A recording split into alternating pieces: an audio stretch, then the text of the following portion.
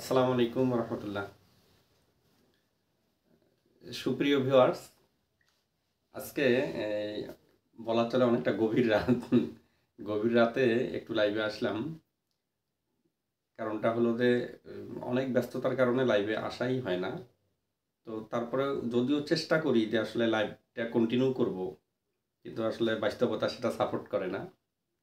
যাই হোক, তারপরেও আমি একটু সুযোগ পাইলেই লাইভে আসি, যে 5 মিনিট 10 মিনিট বা 15 মিনিট একটু কথা বললেই বা একটা পয়েন্ট নিয়ে কথা বললে একটু হলেও যদি আমাদের স্টুডেন্টদের একটু উপকার হয়, এই চিন্তাটা করে আমি আজকে ইংরেজিতে খুব কমন একটা বিষয় নিয়ে কথা বলবো। সেটা হলো একটা কমন টপিক আমরা করে থাকি, নাম হচ্ছে ড্যাংলিং মডিফায়ার। ড্যাংলিং মডিফায়ার বিষয়টা আসলে কি সেটা শুনেন। ড্যাংলিং মডিফায়ার, ড্যাংলিং যে শব্দটা, এই ড্যাংলিং শব্দটার অর্থ হচ্ছে ডিসপ্লেসড। ড্যাংলিং শব্দটার অর্থ হচ্ছে ডিসপ্লেসড। আর মডিফায়ার কোনগুলো আসলে ইংরেজিতে? মডিফায়ার যদি আমরা ব্রড সেন্সে ধরি, তাহলে অ্যাডজেক্টিভগুলো মডিফায়ার, অ্যাডজেক্টিভ ফ্রেজগুলো মডিফায়ার, অ্যাডজেক্টিভ ফ্রেজ, অ্যাডভার্বিয়াল অ্যাডভার্বগুলো মডিফায়ার, অ্যাডভার্বিয়াল ফ্রেজগুলো মডিফায়ার, পার্টিসিপল ফ্রেজগুলো মডিফায়ার,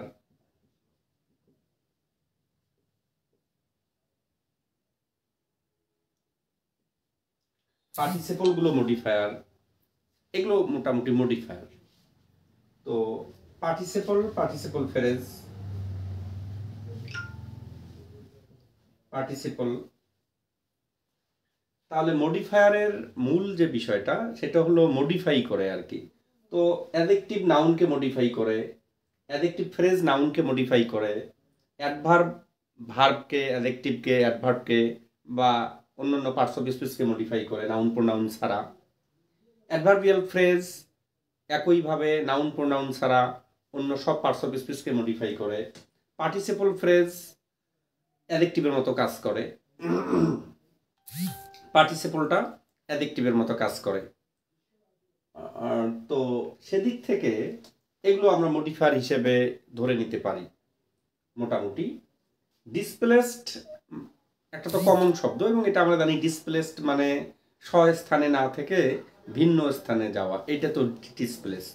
তার মানে ড্যাংলিং মডিফায়ারের টাইটেলটা আগে বুঝেন। ড্যাংলিং মডিফায়ার বলতে আমরা যেটা বুঝি সেটা হলো যে অ্যাডজেক্টিভ ফ্রেজ, অ্যাডভার্বিয়াল ফ্রেজ বা পার্টিসিপল ফ্রেজ, এই টপিকগুলো বা এই বিষয়গুলো স্থানে না থেকে বাক্যের মধ্যে একটু ভিন্ন স্থানে যখন থাকে, তখন অনেক সময় আমাদের কাছে মনে হয় বাক্যটা অ্যাট্রাকটিভ এবং মিনিংফুল, কিন্তু বাক্যটা ভুল হয়। তাহলে এইটার তাহলে আগে আমরা আরেকটু বলে নেই যে ড্যাংলিং মডিফায়ারটা কি। বাক্য পড়ার সময় একটা বাক্য বিভিন্নভাবে ভুল থাকতে পারে, তার মধ্যে ড্যাংলিং মডিফায়ার একটা রিমার্কেবল ভুল। তো ড্যাংলিং মডিফায়ারটা রিমার্কেবল ভুল কেমন? ড্যাংলিং মডিফায়ার রিমার্কেবল ভুল হলো যে কোনো বাক্যে যখন অ্যাডজেক্টিভ তার স্থানে না থেকে ভিন্ন স্থানে থাকে, সেটা ড্যাংলিং মডিফায়ার। অ্যাডজেক্টিভ ফ্রেজ যখন স্থানে না থেকে ভিন্ন স্থানে থাকবে, তখন সেটা ড্যাংলিং মডিফায়ার। অ্যাডভার্ব যখন স্থানে না থেকে ভিন্ন স্থানে থাকবে, তখন সেটা ড্যাংলিং মডিফায়ার। অ্যাডভার্বিয়াল ফ্রেজ যখন স্থানে না থেকে ভিন্ন স্থানে থাকবে, তাহলে সেটা ড্যাংলিং মডিফায়ার। পার্টিসিপল ফ্রেজ যখন স্থানে না থেকে ভিন্ন স্থানে থাকবে, তখন সেটা কি? Dangling modifier. ডিয়ার ভিউয়ার্স, তো এই ড্যাংলিং মানে ড্যাংলিং মডিফায়ার যেটা, এই ড্যাংলিং মডিফায়ার তাহলে এই বিষয়গুলোর স্থানান্তর হওয়াটাকেই বোঝায়। আমরা এই ধরনের কারেকশন কি হতে পারে বা কি আসতে পারে সেটা নিয়ে যদি কথা বলি, তাহলে আমরা দেখতে পারি যে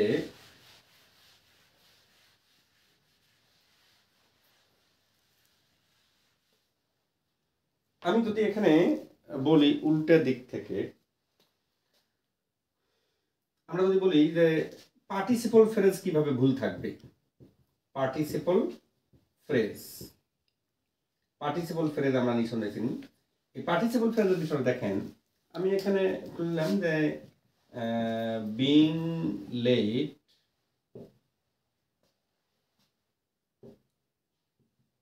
the teacher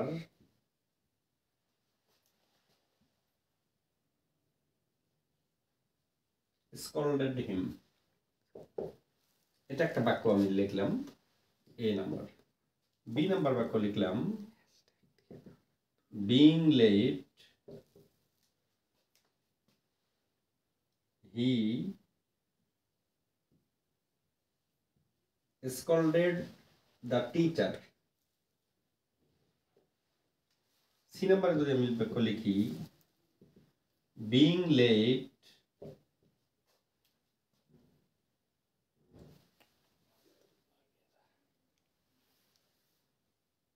he was scolded by the teacher. D number যদি আমি আনসার লিখি এ অ্যান্ড বি। ডিয়ার ভিউয়ার্স, এখানে দেখেন খুব কমন একটা শব্দ বিং লেট, দেরি হয়। The teacher scolded him. Being late he scolded the teacher. Being late he was scolded by the teacher. এখানে ওয়ার্ডের কিন্তু আসলে কোনো চেঞ্জ নাই, ওয়ার্ড একই আছে বা ফ্রেজ একই আছে, শুধু স্থানান্তরটা একটু ভিন্ন, যে স্থান ভিন্নভাবে আসছে। আপনারা 10 সেকেন্ড এই 4টা অপশনের আনসার করেন, দেখি যে কোনটাকে আনসার মনে করতেছেন।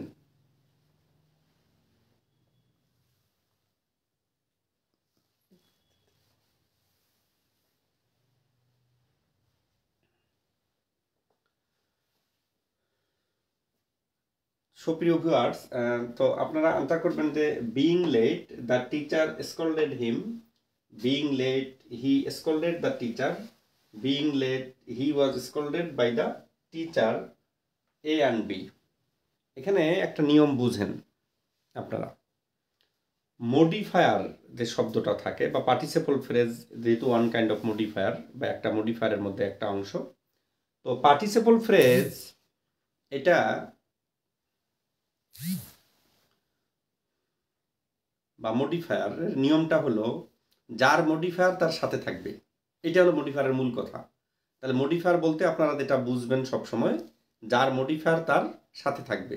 তাহলে যার মডিফায়ার তার সাথে থাকবে, যার মডিফায়ার তার সাথে না থেকে ভিন্ন জায়গায় থাকলে তাহলে কিন্তু আনসারটা হবে না। তাহলে আনসারটা হবে না, তাহলে কি এখানে দেখেন being late the teacher scolded হিম, এই বিং লেট দেরি হওয়ায়, আসলে দেরিটা কে করছে, দ্য টিচার করছে নাকি স্টুডেন্ট করছে? তা টিচার যেহেতু দেরি করে নাই, স্টুডেন্টটাকে দেরি করায় টিচার যদি রাগ হয়, তাহলে এই বিং লেট এই মডিফায়ারটা মূলত স্টুডেন্টের, হি, এটা কিন্তু টিচারের না।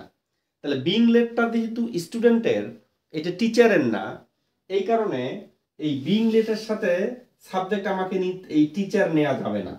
তাহলে এই আনসারটা হবে না, কারণ বিং লেট এই মডিফায়ারের সাথে সাবজেক্ট থাকবে, সেটা হলো হি। দুইটাতে হি আছে, এখন দুইটাতে হি আছে, আমি আনসার নিব কোনটা? আনসার নিব হলো যেটা মিনিং ফিট করে সেটা। মিনিং হলো যদি আমি আনসার নেই being late he scolded the teacher, দেরি হওয়ায় সে টিচারকে স্কল্ড করলো, রাগ হলো, তাহলে স্টুডেন্ট তো আর টিচারের প্রতি ক্ষিপ্ত হতে পারে না বা রাগ হতে পারে না। এই জন্য এখানে হিটা মিনিং আসতেছে না, আর এখানে হি ওয়াজ স্কল্ডেড, তাকে রাগান্বিত হয়েছিল বাই দ্য টিচার, বা তাকে রাগ হয়েছিল কে? টিচার। তো সেদিক থেকে এই বিং লেটের সাথে সাবজেক্টটাও ঠিক থাকলো, আবার কি মিনিংটা ঠিক থাকলো। এখানে বিং লেটের সাথে সাবজেক্ট ঠিক আছে, ঠিক, মিনিং কিন্তু ঠিক নাই। তা মিনিং ঠিক না থাকার কারণে এইটা তো ড্যাংলিং মডিফায়ার হয়ে গেছে, এইটা তো মিনিং না থাকার কারণে হয়ে গেল। এই জন্য আনসার নিব আমরা কি? সি। আনসার নিব সি। আমি আশা করব যে এই বিষয়টা একটু হলো আপনারা একটু বুঝলেন। যে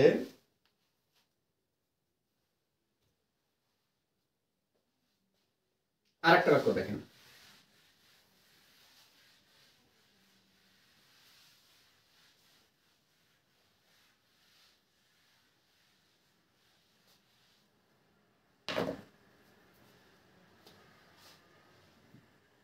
while walking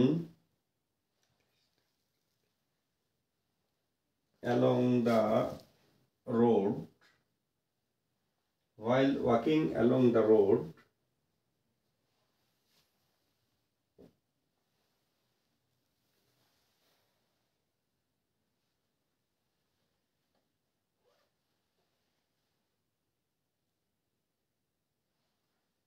I was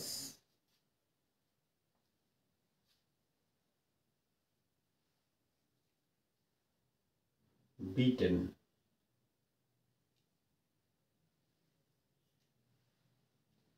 বা আমি যদি এখানে বলি যে যেটা কমন শব্দ আছে, a dead cow was seen by me, এটা আমি লিখলাম। A dead cow was seen by me. তো while walking along the road, যখন আমি রাস্তা দিয়ে হাঁটতেছিলাম, a dead cow was seen by me, একটা ডেড কাউ, আমার দ্বারা একটা ডেড কাউ দেখা হলো।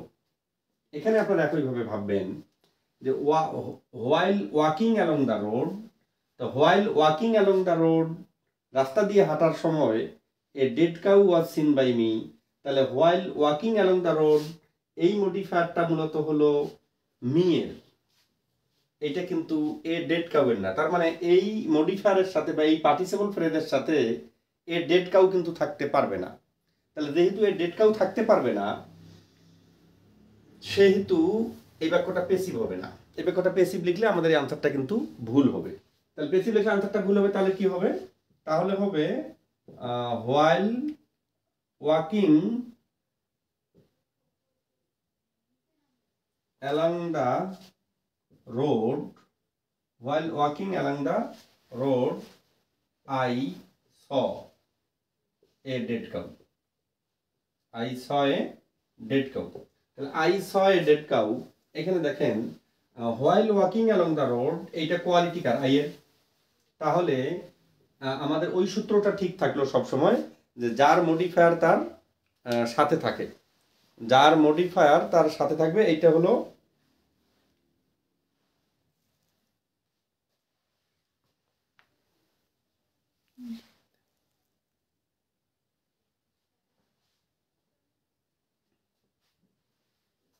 আশা করছি এই বাক্য বুঝতে পারছেন। আবার দেখেন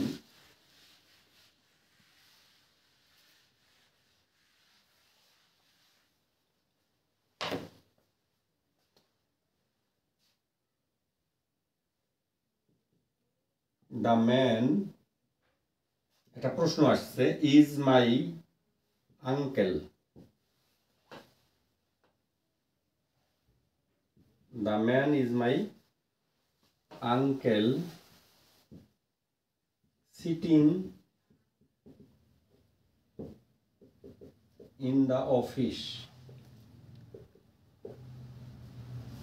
আবার আমরা বাক্য পাই যে সিটিং ইন দ্য অফিস, যে লোকটা অফিসে বসা সে আমার uncle.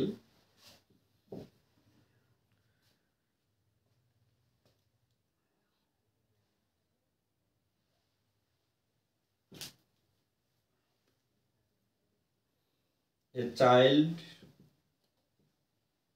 was seen by me crying on the hospital bed.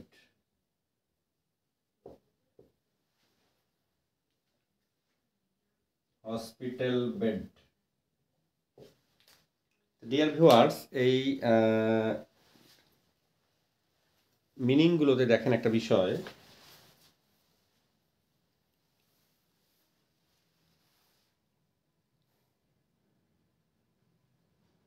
আচ্ছা এখানে বলছেন যে নাউন ফ্রেজ, অ্যাডজেক্টিভ ফ্রেজ নিয়ে আলোচনা করলে ভালো হয়।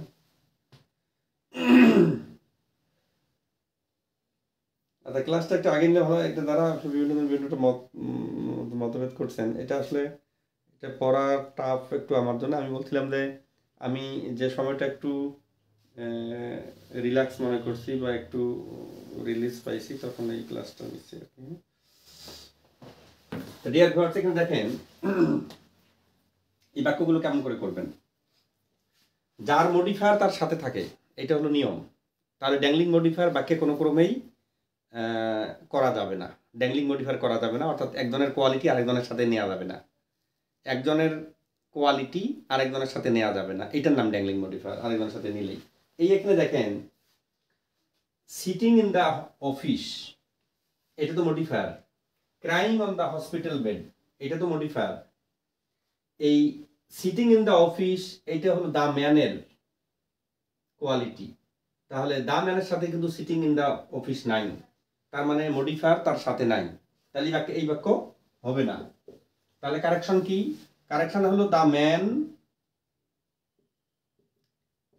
Sitting in the office, sitting in the office is my uncle, is my uncle.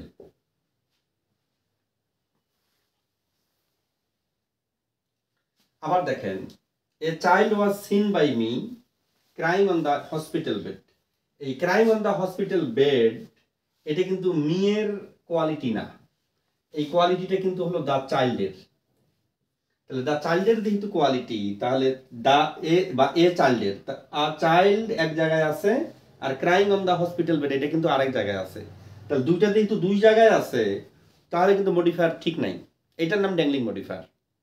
তা মডিফায়ার ঠিক নাই বা ফ্রেজ ঠিক নাই, তাহলে এটা একখানে নিতে হবে আমাকে, যে a child on crying on the hospital, a child crying on the